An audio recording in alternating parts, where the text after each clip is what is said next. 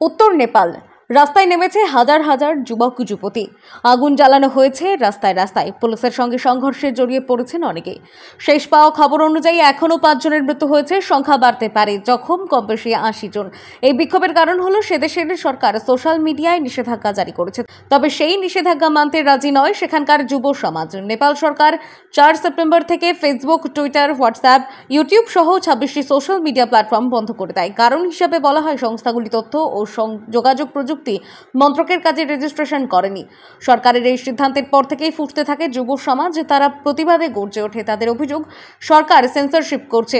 এর লক্ষ্য হলো যুব সমাজকে দমিয়ে রাখা। এদিকে বিক্ষোভ চলাকালীন সরকারের তরফে ফোন এবং ইন্টারনেট পরিষেবা বন্ধ করে দেওয়া হয়েছে, তবে জেনারেশন জেড প্রতিবাদ থেকে পিছু হটছে না। তাদের দাবি সোশ্যাল মিডিয়ার উপর থেকে নিষেধাজ্ঞা প্রত্যাহার করুন।